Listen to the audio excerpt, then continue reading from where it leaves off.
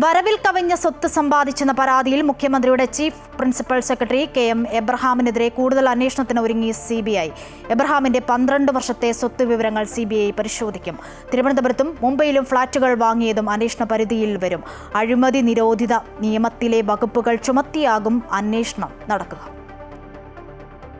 CBI register ചെയ്ത FIRലെ വിവരങ്ങൾ പ്രകാരമാണ് കേസിൽ കൂടുതൽ അന്വേഷണം നടക്കുന്നുണ്ടെന്ന് വ്യക്തമാകുന്നത്. 2003 മുതൽ 2015 വരെയുള്ള കാലയളവിലെ എബ്രഹാമിൻ്റെ സ്വത്ത് വിവരങ്ങൾ പരിശോധിക്കാനാണ് CBI ഒരുങ്ങുന്നത്. കൊല്ലം കടപ്പാക്കടയിലെ 8 കോടി രൂപ വില വരുന്ന ഷോപ്പിംഗ് കോംപ്ലക്സും അന്വേഷണ പരിധിയിലുണ്ട്. ഈ മാസം 21-നാണ് CBI അന്വേഷണത്തിന് ഹൈക്കോടതി ഉത്തരവിടുന്നത്. മുൻപ് നടന്ന വിജിലൻസ് അന്വേഷണത്തിൻ്റെ രേഖകൾ CBIക്ക് കൈമാറണമെന്ന് കോടതി ഉത്തരവുണ്ടായിരുന്നെങ്കിലും വിവരങ്ങൾ കൈമാറാൻ വിജിലൻസ് തയ്യാറായിരുന്നില്ല. 2015-ൽ K.M. എബ്രഹാം വരവിൽ കവിഞ്ഞ് സ്വത്ത് സമ്പാദിച്ചെന്ന് ചൂണ്ടിക്കാട്ടി പൊതുപ്രവർത്തകനായ ജോമോൻ പുത്തമ്പുരയ്ക്കലാണ് പരാതിയുമായി മുന്നോട്ട് വന്നത്. വിജിലൻസിനേറ്റ തിരിച്ചടിയാണ് CBI അന്വേഷണമെന്ന് ജോമോൻ പുത്തമ്പുരയ്ക്കൽ പറഞ്ഞു. ഏതാണ്ട് 600 പേജാണ് FIR ഉൾപ്പെടെയുള്ള CBI റിപ്പോർട്ട് കാണിച്ചിരിക്കുന്നത്. ഇനി വിജിലൻസ് തത്ത പറയുന്ന പോലെ ഇതിൻ്റെ കേസിലെ കാര്യങ്ങളും പറയേണ്ടി വരും. വിജിലൻസിനെ SP-നെ വിളിച്ചു വരുത്താൻ പറ്റും.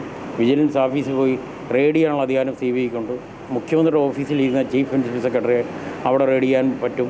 ഇവിടെ വിളിച്ചു വരുത്താൻ CBI ഓഫീസിൽ പറ്റും. അതുകൊണ്ട് FIR ഇട്ടിട്ട് CBIക്ക് മുന്നോട്ട് നീങ്ങാൻ പറ്റും. ആ തടസ്സം മാറിക്കിട്ടി. എബ്രഹാമിനെതിരെ പ്രഥമദൃഷ്ട്യാ തെളിവുണ്ടെന്ന കാര്യം CBI FIRലും പരാമർശിക്കുന്നുണ്ട്. അമൃത ന്യൂസ്, കൊച്ചി.